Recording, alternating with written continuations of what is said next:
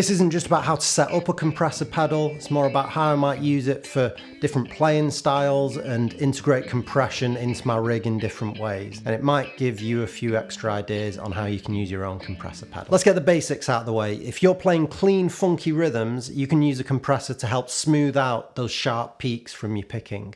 It helps every note pop out evenly without the harsh spikes.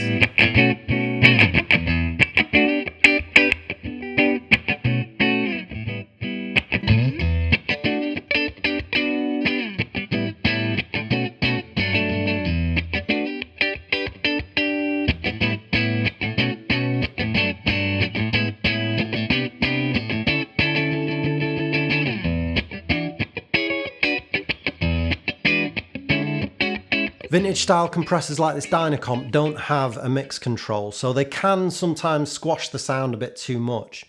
A lot of the more modern, fancier compressors have a dry or blend control on them. But remember, you can add a dry blend control to your favourite vintage style compressor by combining it with something like a Boss line selector. That way you can blend in some of your original dry signal that retains some of the natural attack and dynamics of your playing.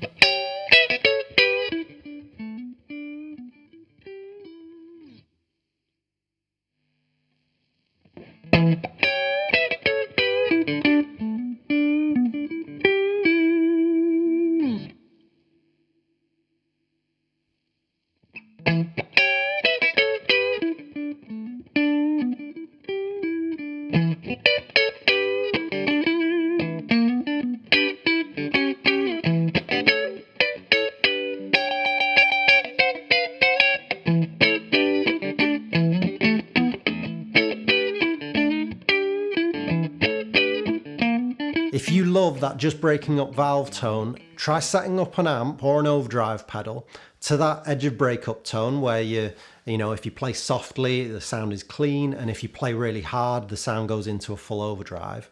But put a compressor pedal before the amp and set the compressor so that signal drives the amp hard enough so that it's not completely clean, but you don't want to push it into a full-on overdrive either. You're trying to keep it in that middle ground sweet spot.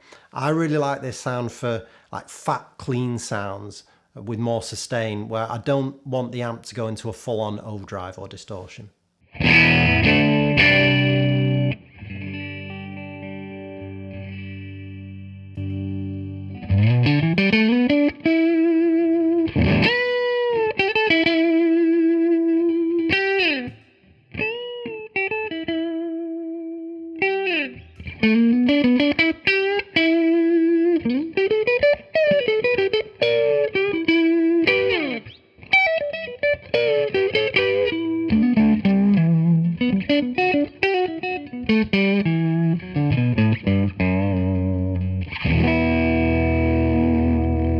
If I'm using a loud clean amp that has a lot of headroom and I want to raise the overall volume for a louder part, then you can just use a regular boost pedal for that. But I find the results can often be a bit harsh in the dynamics. You get this really hard attack sometimes. Using a compressor pedal as a boost instead can give you much smoother results. It raises the overall level, but reduces some of those harsh transients and spikes that you sometimes get from a regular boost pedal.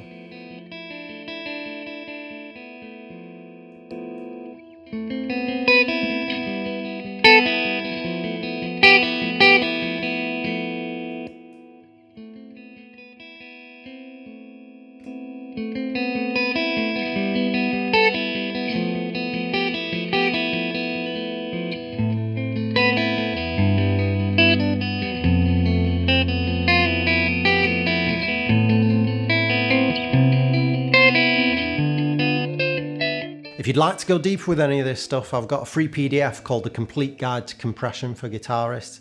It just goes through how different compressors work, how you might use them for different playing styles, and some creative applications as well. There's a link in the description. Another cool trick is to use 2 or more compressors at the same time together. You can use one maybe for overall lightly leveling the volume, and maybe another for tone shaping and sustain.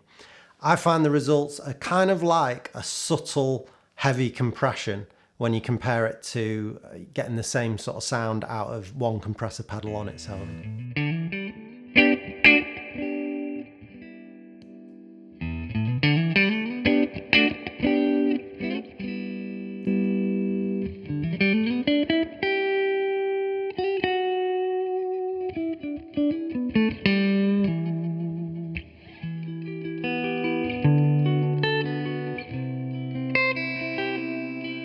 If you're using single coils, then using a compressor pedal can help you thicken things up and get you a bit more towards that kind of humbucker style sustain.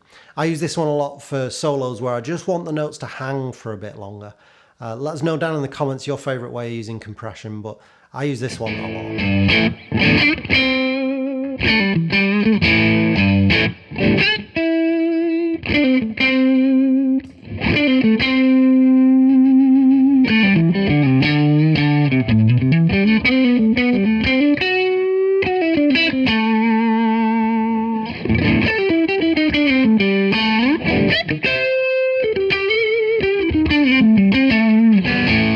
Consider putting your compressor pedal later in the chain as well as an always on pedal so that it's kind of smoothing out the entire signal. That way you're using it kind of like a tube amp would compress when you dig in, you know, and it can really help even out your volume between your clean, drive, and modulation sounds and just help keep everything very consistent in volume.